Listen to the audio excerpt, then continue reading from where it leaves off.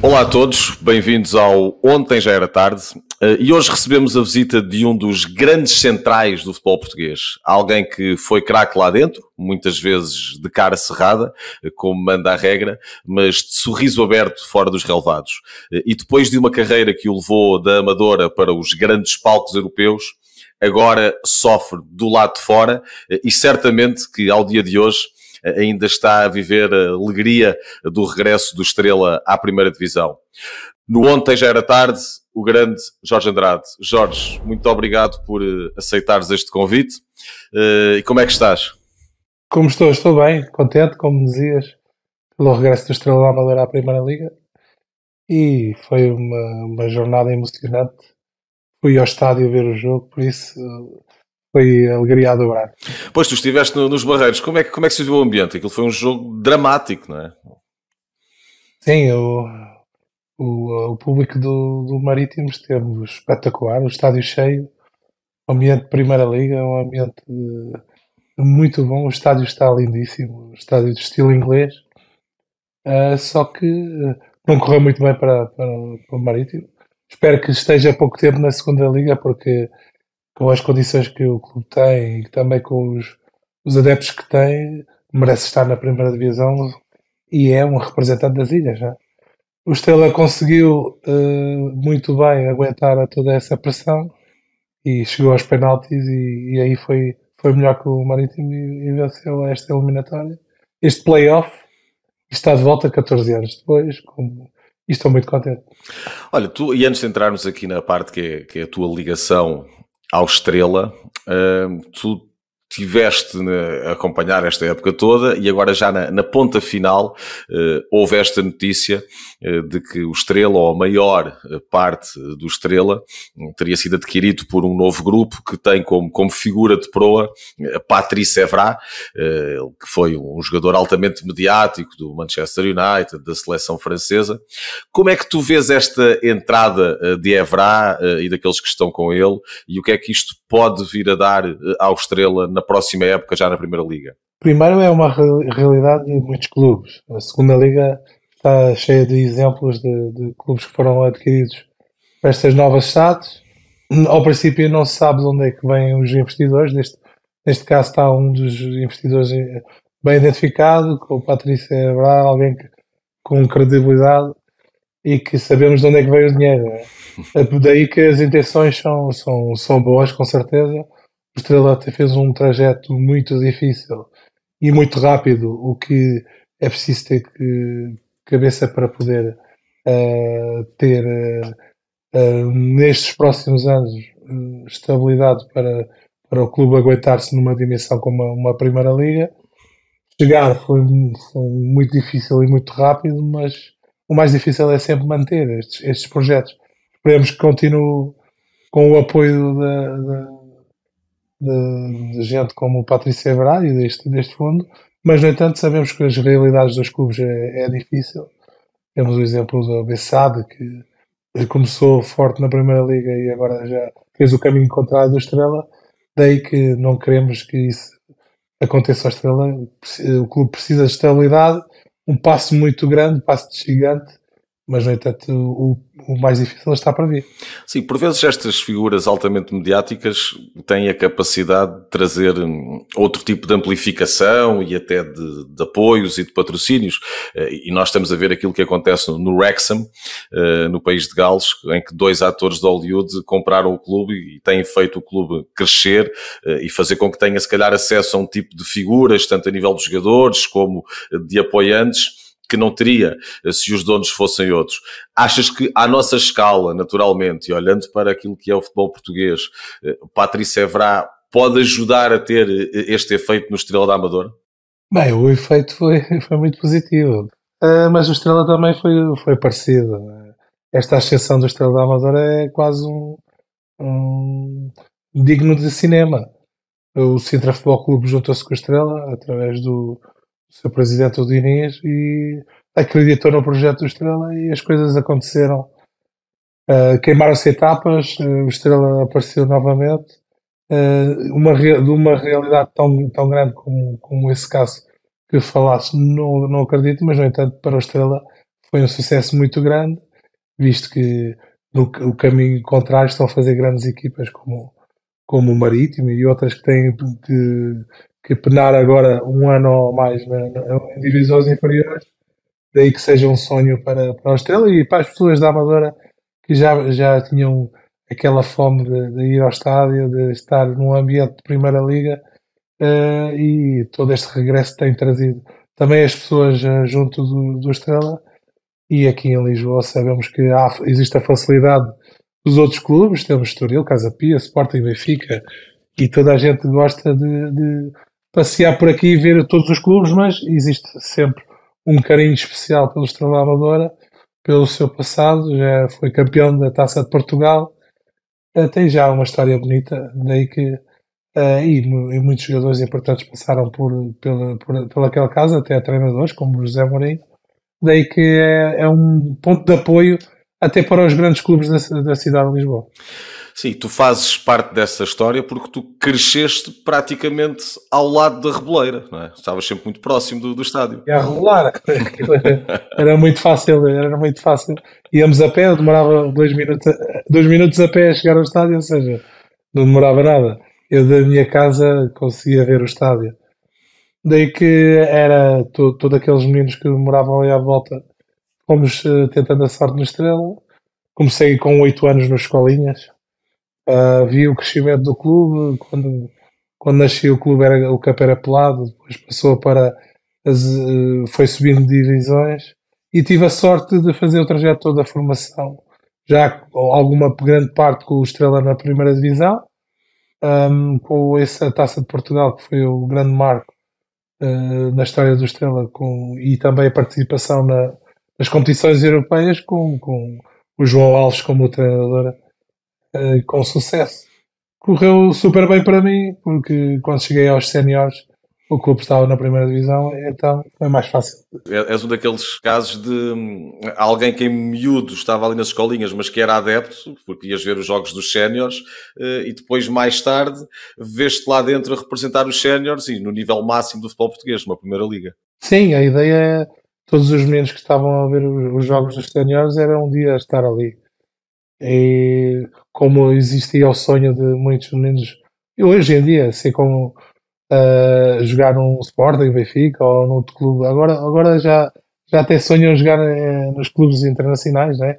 O mercado está louco e às vezes para nós naquela altura era representar o clube que gostávamos ou o clube da cidade, e nesse caso o meu era representar o Estrela da Amadora, que era o clube da minha cidade, e eu tenho um carinho especial.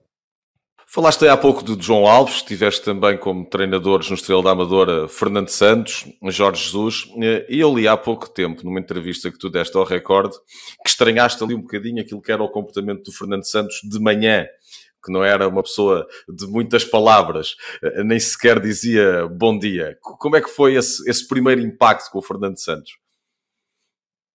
Foi duro porque o Fernando Santos tinha feito um bom trajeto no Estoril e a grande parte do grupo tinha trabalhado com ele no Estoril, Mário Jorge e outros, e José Carlos e Paulinho Central, eram os jogadores que vinham com ele do Estoril. Ele para se desmarcar um pouco, como tinha sido colega deles como jogador no Estoril, era muito duro para toda a gente e para os mais novos. Existia, parece, uma parede, não é? Naquela altura no Estrela da Amadora.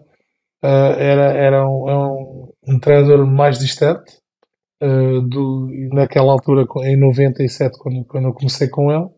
Eu era júnior, já treinava com ele, 96. Era complicado, sendo mais novos, mas a relação que ele tinha com os mais velhos era diferente. De proximidade com o grupo, e fez um grupo espetacular. Até hoje é a melhor classificação de sempre do Estrela, foi feita pelo Fernando Santos com um sétimo lugar, um brilhante sétimo lugar.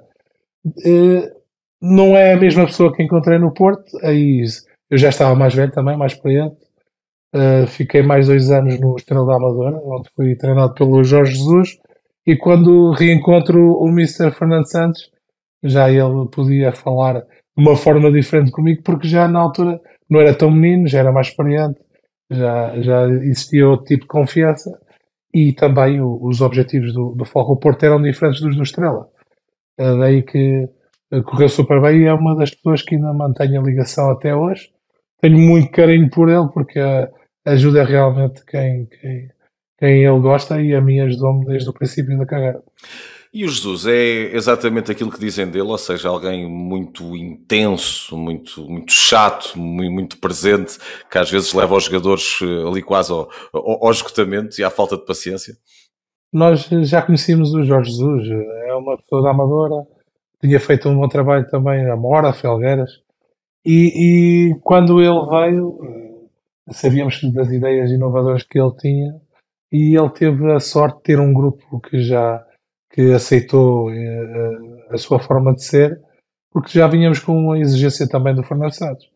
O grupo aceitou o Jorge Jesus, as coisas correram super bem, era super exigente, existiam jogadores que hoje em dia, posso dizer a palavra bullying, sofriam um pouco de bullying mais pelos os laterais, não é? Que jogavam ao pé do banco, estavam desejosos de ir para o outro lado jogar para a segunda parte, porque para jogar para o outro lado para não ter que estar a levar as indicações do Mister, mas no entanto sabíamos que era ao limite, era ao limite em termos de espaços, de colocação de espaços no terreno de jogo, não só nas bolas paradas, mas também em termos de jogo. Ele considerava que era muito importante as ações defensivas sem bola.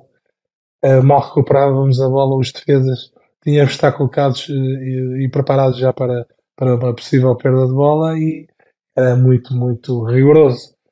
Era uma pessoa que já conhecíamos, por isso não estranhamos muito. O grupo aceitou e posso dizer que para mim é o melhor treinador da primeira divisão que me treinou. É o melhor de longe, porque é um autodidata, aprendeu coisas que consegue transmitir aos jogadores. Nem sempre tem sucesso com os grupos. Quando existe ali um pouco de falta de ligação com o grupo, mas sempre que ele teve ligação com o grupo, teve sucesso e as coisas funcionaram.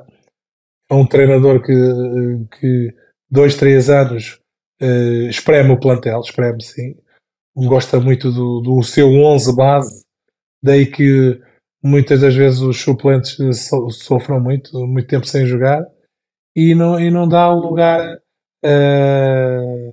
num 11 sem muito esforço e sem muita entrega por parte daqueles que estão no banco. E tem também, às vezes, tinha coisas curiosas, que é jogadores que não eram convocados e no jogo a seguir podia aparecer como titular, porque também ele achava que toda a gente estava identificado com o processo. Muitas coisas curiosas, introduziu nas bolas paradas alguns esquemas táticos que hoje em dia se usam. Daí que não se deve dizer muito porque ele é um bocado vaidoso e orgulhoso, que é 10 vezes melhor que os outros, mas sim, o Jorge Jesus é uma pessoa forteira. Quando ele estava... Como treinador, ensina ao jogador. E aos defesas, muito. Aos defesas. Era isso que eu te ia perguntar. Se tu, enquanto defesa, sentiste ali com ele uma evolução grande a nível das ideias que ele tinha? Sim. Embora a minha ideia é que um pouco daquilo que os centrais aprendem é com os ex-colegas, os mais experientes. Eu tive a sorte de ter o Rebelo, Fonseca, Leal, jogadores já experientes que nos ensinavam. Depois no Foco Porto, o Luísio, Jorge Costa e depois na Corunha, Naibé e o Donato, porque os mais velhos, os centrais, ensinam muito do que é o jogo e isso muitos dos treinadores não conseguem passar. Mas em termos do que é defender o médio defensivo, a ação do médio defensivo que o Jorge Jesus considera muito importante em vir buscar a bola, em construção do jogo, foi o treinador que mais ensinou. Existem também outros treinadores que ensinam, como o Josualdo Ferreira, que ensina, e muitos jogadores avançados, como o Falcão, explica que o Josualdo Ferreira, mesmo há pouco tempo, não sei se foi o Lucho Gonzalez ou outro colega, que falou no Josualdo como um professor que ensina a movimentação do avançado, mas em termos defensivos e montar a primeira fase hoje de construção, o Jesus tem muito mérito e tem muito dedo do que se faz hoje em quase todas as equipas. Claro que ele estudou e bebeu também um pouco do Cruyff, porque ele foi estagiar também para Barcelona, foi estagiar para todo lado, para a Itália, na saída de bola, que é o que se faz hoje em termos de modelo Guardiola e tudo o que é o Barcelona, mas no entanto ele já alguns princípios já nos tinha introduzido. Claro que era difícil jogar para não descer de divisão e como a Estrela da Amadora jogava e meter toda essa dinâmica, mas viu-se que nos clubes que ele jogava para ser campeão, ele tinha o domínio do jogo, ele conseguia ler muito bem o jogo, conseguia sacar as fragilidades dos adversários, daí que seja um treinador de excelência. Agora, quem é adjunto do Jorge Jesus não dorme. Quem trabalha com ele não dorme, porque ele é capaz de estar em casa a ver jogos de todo o mundo e ligar para as pessoas para perguntar se estão a ver os jogos para corrigir e melhorar na sua equipa. É uma pessoa especial, ganhou agora a taça na Turquia, está de parabéns, queria ganhar o campeonato, num campeonato super difícil, mas está de parabéns porque já tem 20 e tal títulos, 20 títulos, salvo erro. Para alguém que veio da Amadora não está nada mal. Seja, vocês sentiam isso, que ele era alguém que vivia e respirava futebol 24 horas por dia e quando chegava aos treinos trazia ali uma série de ideias novas de alguma coisa que tinha visto e que queria experimentar. Sim, jogos também com os grandes, ele tentava sempre alguma estratégia de bola parada diferente para sair da norma e alguma saída de bola também, logo ao princípio estudada, bolas paradas, e existia um treino, que era o treino muito importante antes do jogo, em que fazíamos sem bola. Ao princípio estranhávamos, né? Estacas no campo, o plantel todo que estavam convocados, ou os jogadores estavam convocados, e era basicamente movimentação dentro do campo sem bola, mas hoje em dia já se faz esse trabalho, quase todas as equipas fazem esse trabalho, e é um trabalho super importante para que no dia do jogo o jogador não tenha dificuldade de saber onde é que tem que se situar nas várias fases do jogo. Há aquela história dos bloqueios que foi muito falada quando o Jorge Jesus estava no Benfica na primeira passagem, e muitos até considerarem que aquilo era uma manobra e uma movimentação ilegal. Vocês já faziam e já treinavam esse tipo de movimentos no Estrela com o Jorge Jesus? Sim, isso no futebol em geral usamos todos. É falta, não é? Muitas das ações são faltosas porque isto não é basquete, mas a ideia foi tirada de outros desportos. O Jorge Jesus ia buscar do handball, do basquete, as formas como eles se movimentam, porque se formos a ver as ações individuais mesmo sem bolas são super importantes, e nesse caso é uma ação coletiva, porque vários elementos estão a participar na situação e resulta. Basta alguém meter-se no caminho do avançado ou do defesa que está a marcar e fica um jogador isolado e com facilidade para finalizar. É difícil também dos árbitros de considerarem isso uma falta, e se for bem feito, uma situação bem feita em que a troca é na altura,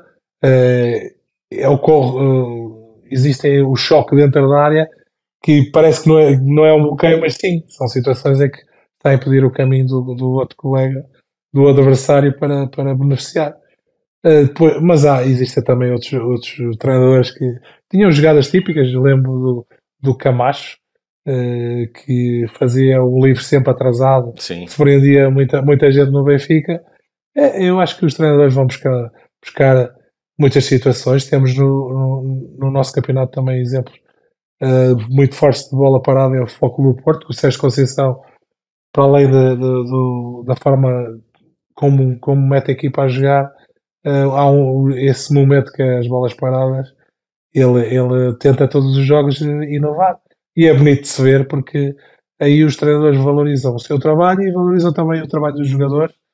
E quando as coisas batem certo, o grupo fica super contente, porque muitas das vezes treina-se durante semanas a fio e não sai nem uma jogada do que se treinou. E é frustrante. Quando alguma coisa resulta, faz com que dê mais forças para trabalhar ainda de uma forma mais afincada. Olha, tu tens todas essas épocas no Estrela, em que te fazes notar pelas tuas boas exibições, e há ali um momento em que chegas a ter a oportunidade de ir para o Benfica, na altura presidido por João Val e Azevedo. Só que Sim. depois não aconteceu. O que é que se passou ali? Bem, era normal, naquela altura, eu, o Miguel, lateral direito, estávamos, as equipas estavam em busca de jogadores mais novos. O Miguel e eu assinámos os dois pelo Benfica, só que o meu contrato existiu, o Benfica não conseguiu pagar, porque era uma verba superior à do Miguel, e então ficou em stand-by e não se avançou. Por exemplo, a ter uma ideia, eu assinei no verão e passou o mercado de inverno e o Benfica não tinha feito a opção de compra, não tinha comprado o meu passe. E então foi aí que eu achei estranho e falei com um desabafo a um colega meu, que foi o Tiago, o antigo guarda-redes do Sporting, e ele falou com o empresário dele, que é o Jorge Manuel Mendes, e a partir dali as coisas, numa semana, resolvi a minha vida por exemplo, falei à segunda-feira, desabafei com ele, à sexta-feira estava a assinar pelo Futebol Clube do Porto, foi tudo muito rápido e correu super bem porque era, em termos de verbas, era uma verba já importante, de cerca de 3 milhões e algo de euros, e naquela altura o Benfica não conseguiu suportar. Tu, quando vais ter uma reunião e assinas pelo Porto, pensavas que ias ter com a Udinese, não é? Que é uma reunião em Cascais, e pensas que vais para jogar em Itália. Para mim era maravilhoso, não é? Jogar no Estrela da Amadora, já ter um clube de estrangeiro e a Udinese, que em Itália tem uma posição interessante. Foi como foi transmitido e quando chego à casa em questão estava logo na porta o Jorge Nuno Pinto da Costa e perguntou-me se queria ir para o Porto e eu disse logo onde é que se assina, não é? Normal. A vontade de triunfar, a vontade de querer sempre mais e o foco o Porto vinha de ter ganho o pentacampeonato. Tinha jogadores que eram meus colegas e o treinador. Fernando Santos foi o meu treinador, tinha o Cheinho, o Hilário, foram meus colegas. E também o Rodolfo e o Paulo Ferreira, jogadores do Estrela que estavam a fazer esse caminho. E então fiquei super contente de eu poder também ir para o Futebol do Porto. E as coisas aconteceram, correu super bem. Isso era uma coisa muito ao estilo de Pinto da Costa antigamente, nas contratações, não é? Era tudo feito ali com algum secretismo, porque o Udinese nem ver, não estava lá ninguém do Udinese, não é? Só o Pinto da Costa. Sim, não estava, e existia assim sempre essa vontade os clubes grandes gostam de ir buscar aqueles jogadores que possam ser interessantes para os outros, e daí que foi uma estratégia utilizada na altura, mas porque existiu essa brecha, porque afinal eu era para ir para o Benfica e para mim até era mais fácil, estava ao lado de casa, não é? E mas as coisas não se proporcionaram. Tive colegas meus que na mesma posição que jogaram no Benfica nessa altura, o Fernando Meira, Caneira, emprestado pelo Inter, até jogou o Machina como central, dos jogadores que eu gosto muito, mas no entanto não era a minha vez, não era a minha altura para ir para lá e pronto, fiz o meu caminho de uma forma diferente. Olha, tu quando chegas ao Porto tens contacto com outros jogadores que já tinham um nome feito no futebol português. Eu sei uma história que tu chegas de uma forma mais descontraída, de alguém que tinha acabado de sair do Estrela e da Amadora, e depois vês ali uma figura como o Vítor Bahia, que está sempre impecável, não é? Sempre todo engomado. Ele chateava-te com isso, a dizer que no Porto tinha de ser... tinha de haver esse lado mais fashion. Não, eles não diziam nada, não precisavam dizer. Eu eu tinha patrocínio da Joma, que era a minha marca desportiva. E ia de fato treino para os treinos.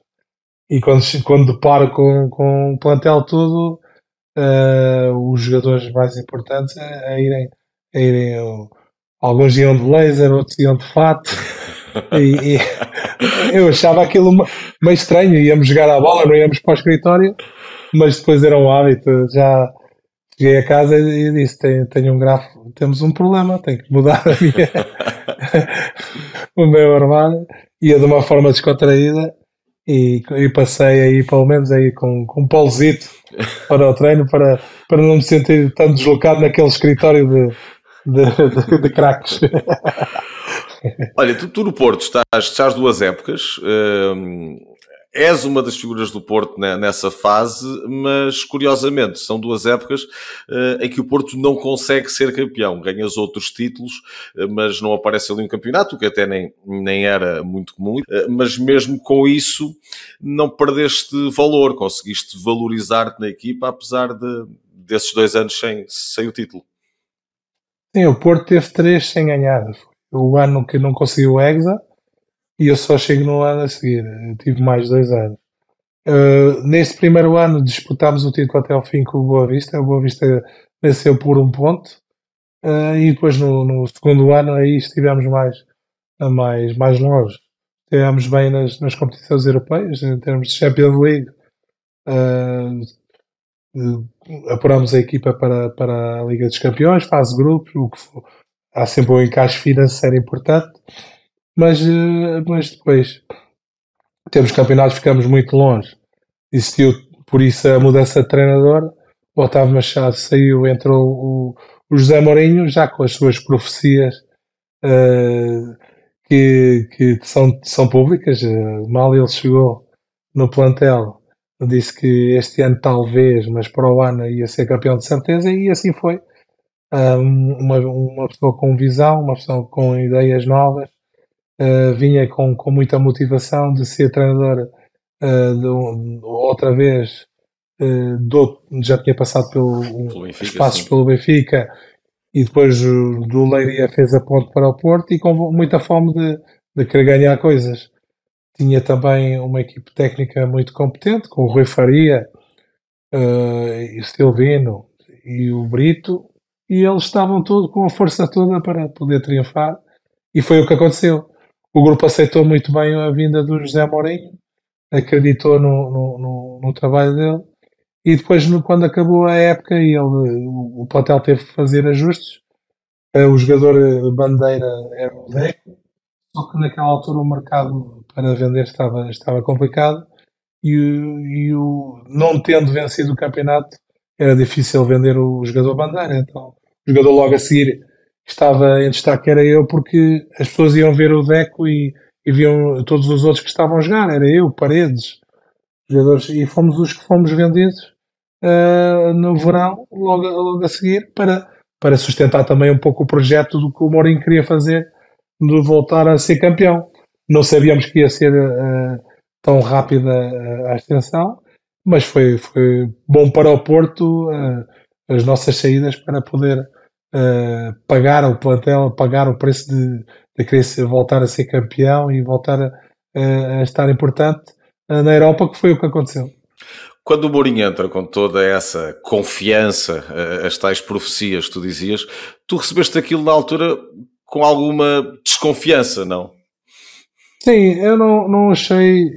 Houve colegas meus, Costinhas e outros, que logo, mal saiu o treinador, o Otávio, mudaram logo a cabeça. Eles estavam corretos porque conseguiram reagir muito rápido à mudança. E eu, como não tinha na minha vida tido mudança de treinadores, estava a achar aquilo tudo muito estranho. Não tinha feito o luto, não é? O luto de uma pessoa que saiu, tinha apostado em mim e chega outro treinador só porque tinha profecias e ia me entregar logo. Demorei mais do que os meus colegas a adaptar-me àquela realidade e tive alguns problemas em termos do que era o treino do dia a dia, porque a ideia era mesmo o José Mourinho, naqueles últimos os meses que ele ficou, tirar rapidamente uma ideia dos jogadores que precisava para a próxima época. Joguei sempre com o Mourinho, mas em termos o que foi a entrega, em termos de vínculo, demorou um pouco mais do que o normal. Eu, como aconteceu comigo também, se calhar outros colegas, mas não, tive com o Costinha, o Postiga e outros viram ali uma oportunidade de afirmação.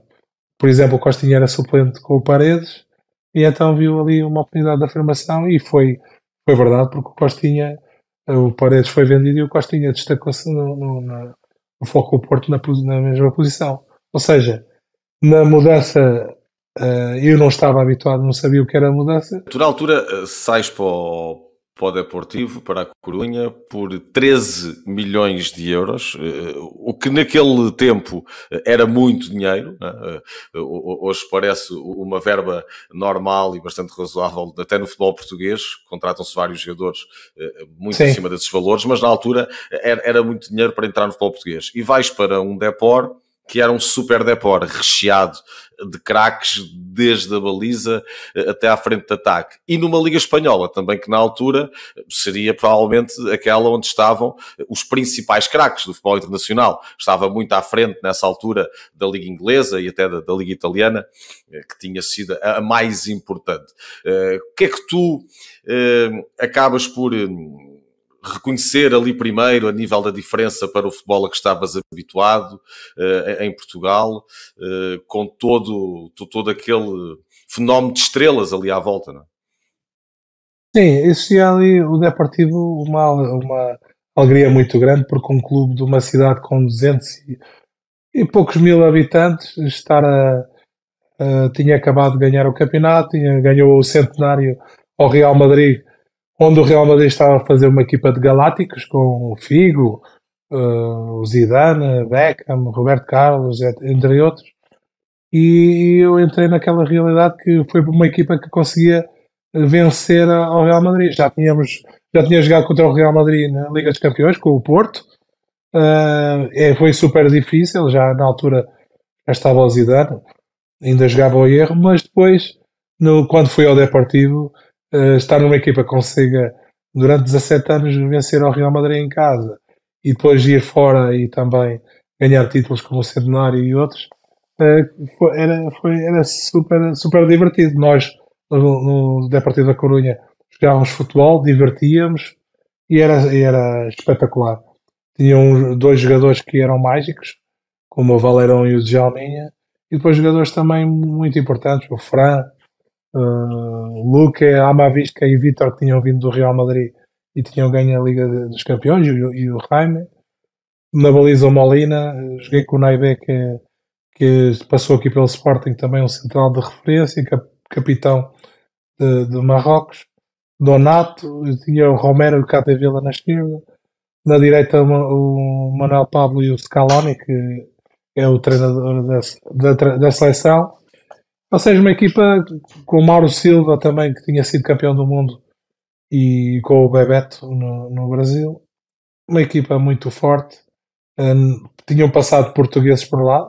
Passou o Pauleta e o Helder e o Nuno Espírito Santo. O Nuno Espírito Santo, quando foi a minha transferência, veio na transferência como moeda de troca.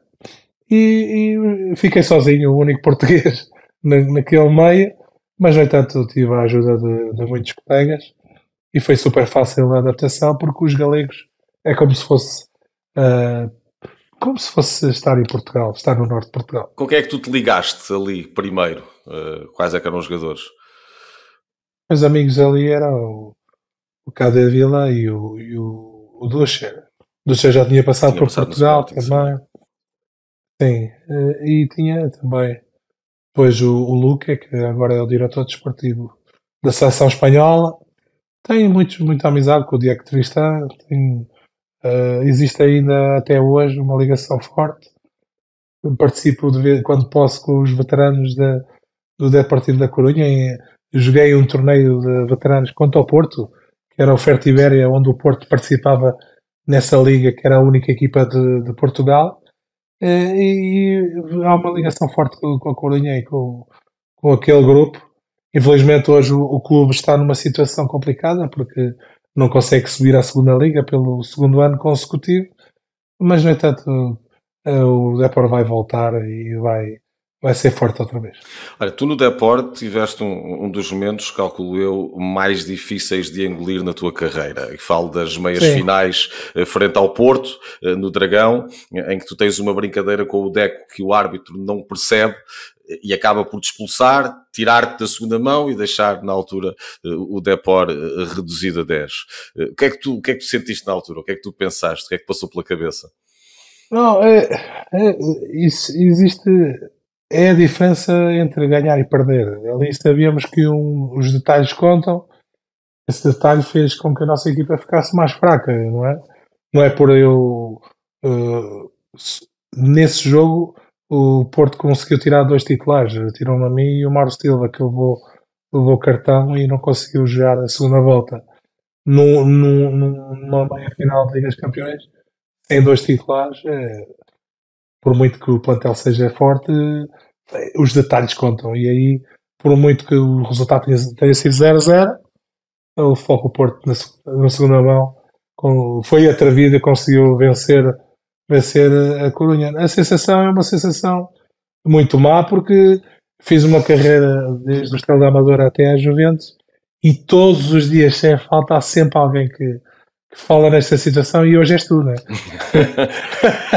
Sim, E é curioso porque ficou marcado a forma como foi expulso e ainda por cima depois desse jogo fomos para estágio com a seleção e estava com o deck e o Scolari ainda disse que a culpa era minha, que não tinha nada que estar a brincar no jogo, ou seja, levei nas orelhas de todo o lado, vi 2 grupos muito fortes, tanto o Porto como o Deportivo da Corunha. O Deportivo da Corunha vem de uma liga mais forte, não se julgou superior a ninguém, tentou jogar taco a taco com o Porto e tinha os 2 grupos, tanto o Porto como o Deportivo da Corunha. Se chegasse à final, eu acho que qualquer uma dessas equipas vencia, como aconteceu naturalmente ao que o Porto vencer ao Mónaco. Daí que foi um justo vencedor por ganhar nos detalhes e aí a história começou a ser feita também para o José Mourinho como um técnico campeão. Sim, esse ano da Champions é curioso porque as 4 equipas que chegam às meias finais, nenhuma delas era vista à partida como uma equipa capaz de chegar tão longe ou de vencer a Champions. Eram vocês, o Porto num dos jogos e no outro o Mónaco e o Chelsea, que tinha acabado de ser comprado por Roman Abramovich, que já tinha algum investimento, mas já daquilo que veio a acontecer depois. Portanto, vocês também sentiam isso, ou seja, era um ano especial para poder ganhar ali aquele troféu. Sim, o nosso trajeto foi complicado. A fase de grupos, temos o resultado em que perdemos 8-3 com o Mónaco, ou seja, Sim. não foi um ano fácil e eliminamos a Juventus, ganhamos em casa e fora depois da fase de grupos, eliminamos o Milan, onde é essa chamada remontada, perdemos 4-1 em Milão e ganhámos 4-0 na Corunha. E quando chegámos ao Futebol Porto, já estávamos com uma missão muito comprida, bem comprida, porque foi um trajeto muito difícil. E daí a sensação que quem passasse à final tinha chances muito grandes de vencer. Foi um ano de excelência para mim, porque consegui chegar a meias finais da Liga dos Campeões. Também cheguei à final com a seleção no Europeu, joguei os jogos praticamente todos e foi o melhor ano em termos desportivo porque estava em boa forma e participei em todos os jogos praticamente. Esse jogo com o Milan, em que vocês fazem a reviravolta, é um jogo histórico e ainda para mais frente a um Milan que era o todo-poderoso da Champions naquela altura, tinha ganho a última edição, tinha alguns dos melhores jogadores do mundo. Tu achas o quê? Que eles entraram em campo depois de terem ganho por 4-1 na primeira mão, um bocadinho com aquela ideia, isto já está feito, e acabaram por se surpreender? Eles foram muito fortes em casa e no segundo jogo a reação tinha que ser nossa. Até acho que o primeiro gol não foi logo aos 15, não foi logo antes dos 15 minutos, ainda demorou um pouco, mas o jogo foi disputado. Nós estávamos com mais fome de duelos individuais e lembro que todos os duelos nós tínhamos sempre dois jogadores contra um deles. E eu acho que foi aí que começamos a ganhar o jogo. Os duelos nas disputas de bola íamos sempre dois jogadores, aquela vontade. E depois o gol do Pandiani, que é o primeiro gol, veio dar aquela esperança de que afinal podíamos ainda conseguir reduzir aquela desvantagem tão grande. Reduzimos com um gol, depois fizemos o segundo, o terceiro, antes do intervalo, e já fomos para o intervalo a correr, com vontade de voltar para a segunda parte. Na altura, os gols fora contavam, como tínhamos perdido 4-1, o 3-0 bastava. E quando voltámos a correr, até uma das entrevistas, o Pilro disse que nós estávamos dopados, parecia que estávamos dopados. Ele, se fosse à Corunha, ia perceber que o nosso topping era vinho e cerveja, porque a malta, a nossa equipa era muito de reunir à mesa e não tem nada a ver com isso. Com esse topping, até de rir, se fosse para o nosso estágio, a nossa semana era uma semana diferente do habitual. Daí que foi injusto ele dizer isso. E nós estávamos sim com fome de gols e fome de bola e conseguimos ainda fazer o quarto gol e foi uma noite tremenda. A equipa do Milan, com o presidente Rui Costa, também ficou aquém do seu objetivo, mas no entanto teve ali um dia em que nós fomos perfeitos, não falhamos em nada, conseguimos fazer um jogo perfeito e isso não é sempre que acontece. Olha, esse é também o ano em que, depois de terminares a época no Corunha, segues para a seleção, para o Euro 2004, para toda essa história com desenvolvimentos muito bonitos, depois acabou por ter um final mais complicado, e em que tu fazias dupla com o Ricardo Carvalho. Olhando, por exemplo, para os centrais com quem tu jogaste ao lado, quais é que são aqueles que tu colocarias como os que mais gostaste de ver e de combinar com eles? É assim, eu quando avalio os centrais, avalio em duplas. A dupla mais forte pela seleção eu fiz com o Ricardo Carvalho, porque nós já tínhamos jogado juntos no Sub-20, jogamos também no Porto e quando chegamos aos As, ele entra no Euro 2004 no segundo jogo e não foi pedido, eu não preciso dar o Scolari dar nenhuma indicação porque nós já jogávamos de olhos fechados. Curioso, eu com ele jogava sempre pela esquerda, ele pela direita, e somos os dois pé direito, não é? E era a nossa forma também que já tínhamos jogado tanto na seleção como no Porto.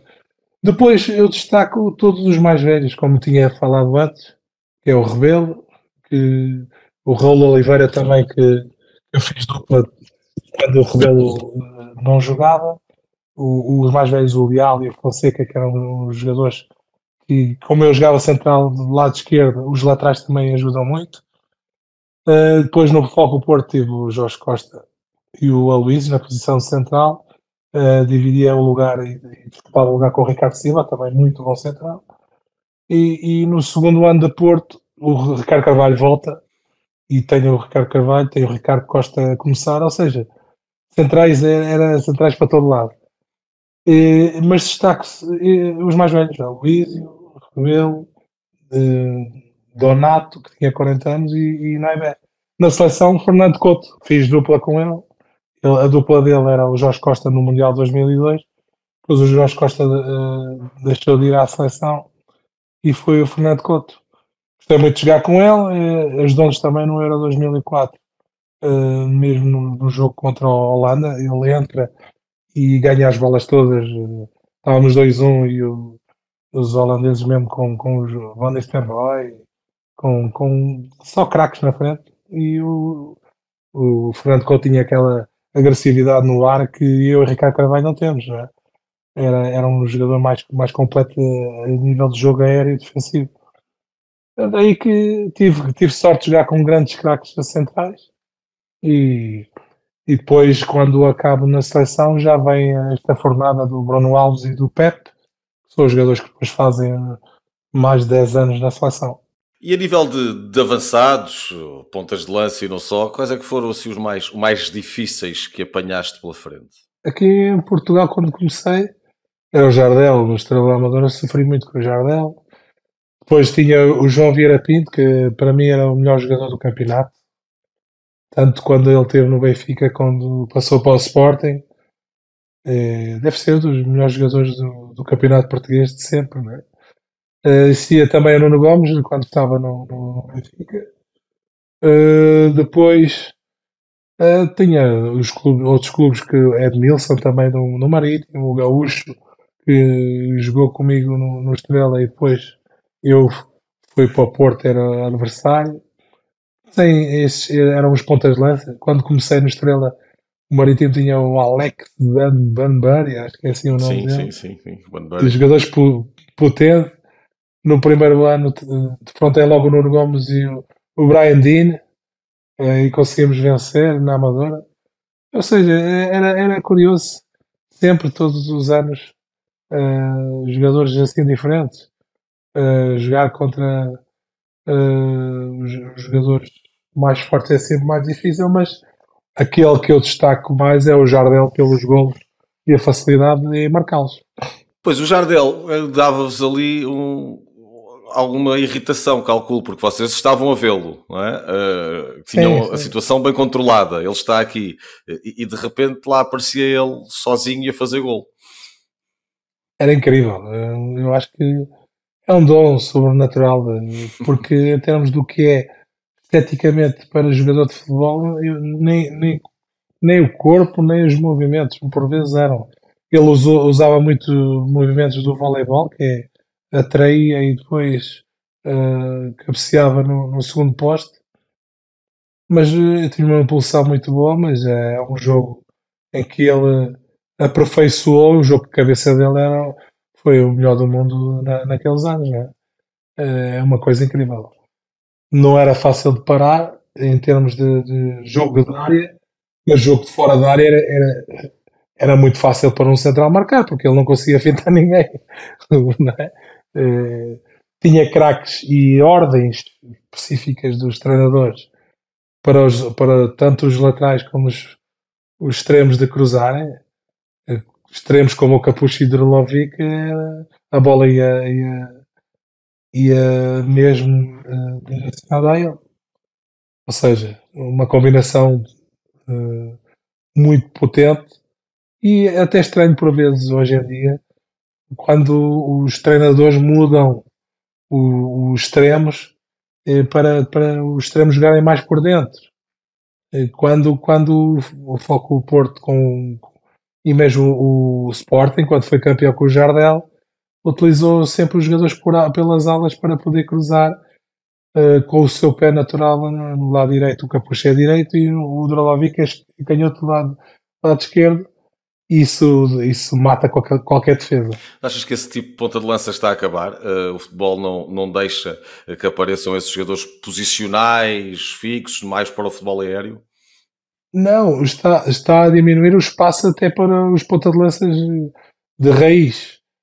O que muitos, mas no entanto, temos coisas curiosas. Treinadores a dar uma mão à palmatória, como o Guardiola, que perdeu a Liga dos Campeões contra o Chelsea sem ponta de lança, andou a brincar ao futebol, e agora contratou o melhor ponta de lança, que é o Haaland da atualidade. Ou seja, afinal o número 9 é preciso e necessário, porque e pode-se jogar com ele. Pode jogar com ele. Faz a diferença. Né, são modas. E às vezes as modas demoram a mudar e veio para ficar. Parece que toda a gente quer jogar sem ponta de lança. Não percebo porquê. Porque para mim, como defesa, é sempre mais difícil de marcar alguém que seja especialista em fazer golos. Não é? Achas que às vezes quer complicar aquilo que é fácil em matéria dessas modas do futebol? Ou seja, há coisas que são quase verdades universais, não é? Que um bom ponta de lança deixa de sempre mais perto do golo, não é? mas há três jogadores que vieram. São jogadores que identificam muito este estilo de jogo. Os dois que eu vou dizer são fáceis, toda a gente vai adivinhar, que é o Messi e o Cristiano Ronaldo, porque eles não gostam de ser o puro 9, o jogador de área, mas beneficiam de estar na área e estar nas costas do ponta-lança, ou às vezes entrar em espaços onde o defesa não está a contar com ele, e encheram-se de golos com essa estratégia, e as equipas fizeram estratégia para eles jogarem assim.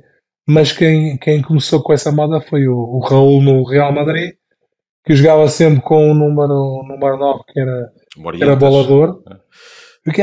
Jogava com os jogadores praticamente boladores, só o Morientes é que não foi.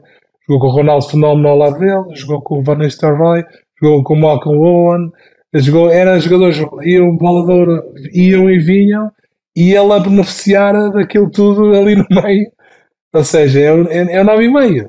É o jogador que defensivamente não tem a tarefa defensiva como um 10, de por vezes baixar, e beneficia do trabalho todo que o ponta-lança faz, porque está a levar com as defesas. O Raul foi o primeiro a entender, depois veio o Messi e o Ronaldo, e são jogadores que conseguiram encher os bolsos de golos, encher-se de golos e encher os bolsos também de dinheiro com esta forma de jogar. Olha, falavas aí há pouco dos treinadores e daquilo que foi esta opção do Guardiola em contratar Haaland, das modas dos treinadores. Já disseste há pouco que Jorge Jesus foi, de longe, o melhor treinador que tu tiveste no campeonato nacional. Além do Jorge Jesus, que outros treinadores é que te marcaram ao longo da tua carreira, não apenas em Portugal, mas também no tempo em que estiveste fora, tanto na Corunha como depois na Juventus, em que acabaste por ter algumas lesões? Eu tive sorte porque toda a gente tem a sorte de ter treinadores que ainda hoje em dia estão a treinar e que são referência. Comecei logo com um muito forte, que é o Fernando Santos. Depois passei, que ainda é atualmente o selecionador polaco. Depois, nas camadas mais jovens, tive o Josualdo Ferreira também. Depois no Estrela ainda, o Jorge Jesus.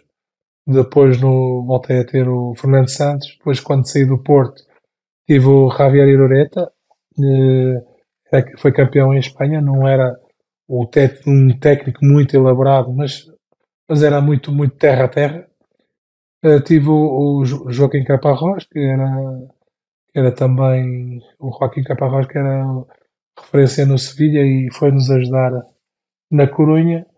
E depois tive o Ranieri na Juventus. No Porto, o Mourinho, claro, o Mourinho, o Otávio Machado.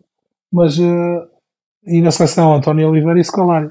Tive a sorte de ter gente muito diferente, mas gente que dá para pegar pedaços cada um. Pronto, a liderança pode-se tirar muito de Mourinho e Scolari. Depois, em termos de inteligência, de ser matreiro, António Oliveira.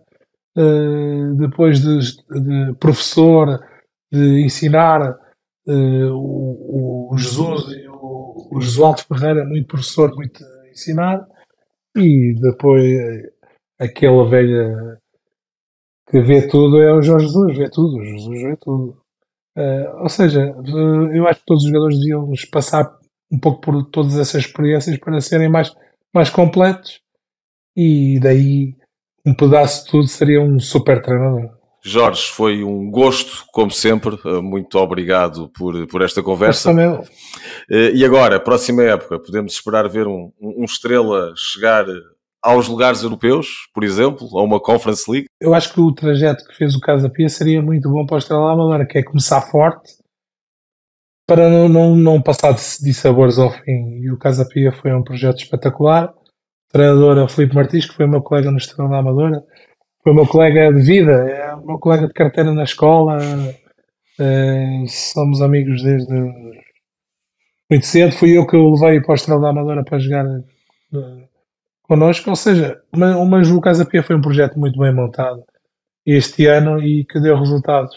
O Estrela tem que olhar muito para o que o Casa Pia fez este ano e pode servir como exemplo. Muito Muito obrigado, Jorge. Um grande abraço. Até uma próxima. Um abraço, até a próxima.